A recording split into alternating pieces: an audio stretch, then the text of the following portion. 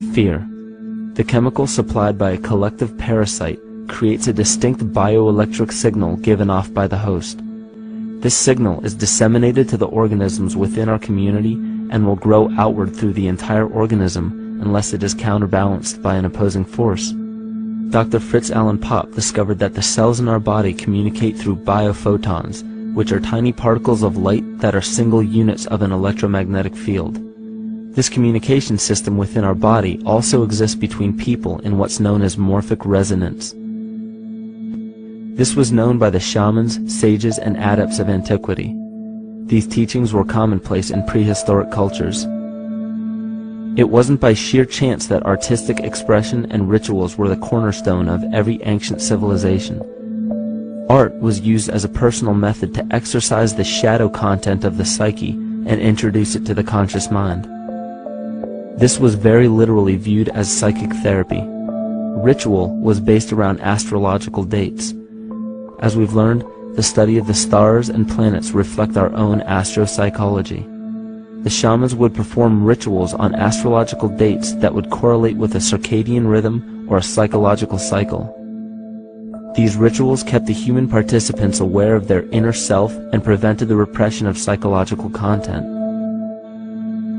As long as people were facing their inner demons and accepting them as their own, they were not collectively projecting them into the physical world.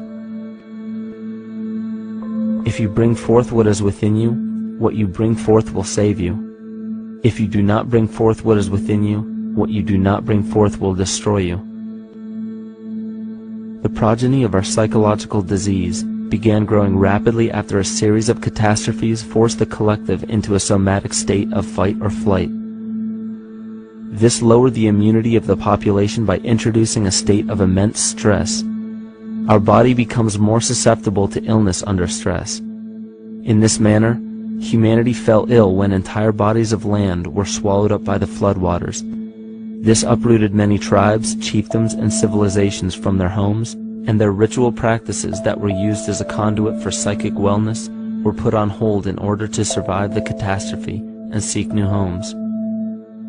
The shamans were spread to many new areas of the world. This information has been suppressed. We are made to believe that advanced civilizations such as ancient Egypt and the Mayans of Mesoamerica came about with no prior rudimentary remnants or evidence of evolving intellectual artifacts to bring them to their peak.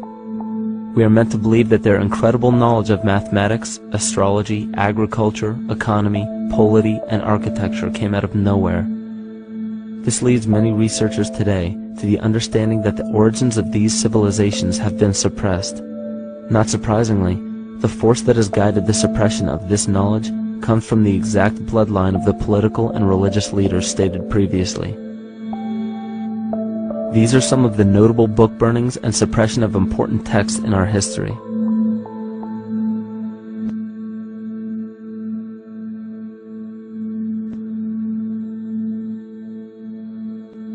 Yet after all of this suppression, there are still remnants of the dispersion of elder civilizations in nearly every country.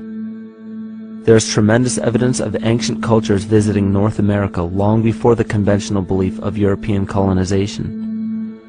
Barry Fell states in his book America BC, there are ancient inscriptions now being reported from nearly all parts of the United States, Canada, and Latin America, written in various European and Mediterranean languages in alphabets that date from 2,500 years ago.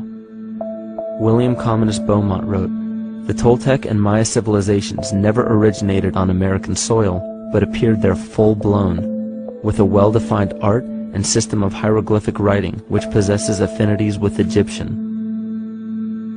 It is found that there are thousands of prehistoric sites across New England and several other northern states showing inscriptions, carvings, and mounds created by Druidic mariners as far back as 800 BC. To suppress this information further, it was not only imperative for the bloodline to burn the documented texts containing true historical information, but to wipe out the cultures that derived from these ancient shamans. The most devastating genocide ever endured was and still is the annihilation of shamanic tribes. We've lost our traditional roots and don't know about ritual. The dragon dances and the ghost dances of the Native American Indians, what do you think that was all about? All the shamans of the world, when they do their rituals, they're doing that. Their work, harmonically through dances, is to strengthen the immune system of the earth. You know, but they've been all murdered. So that was why in the 17th century, exactly the same period I'm talking about, there was an all-out agenda that when you come across indigenous people, you annihilate them. Columbus was sent on his expedition along with agents of the crown to disrupt the lives of the natives and seize mineral resources. He visited every island in the Caribbean, depleting the gold and taking as many slaves of the native Taino tribe as possible. 5 million natives were murdered within 3 years, according to Leah Trabeck. Within 15 years, the Arawak tribe of 250,000 was completely wiped out. The population of the United States prior to European contact was greater than 12 million. 4 centuries later, the count was reduced by 95% to 237,000. From 1494 to 1508, over 3 million people had perished from war, slavery, and the mines. Who in future generations will believe this? I myself, writing this as a knowledgeable eyewitness, can hardly believe it. My eyes have seen these acts so foreign to human nature, and now I tremble as I write.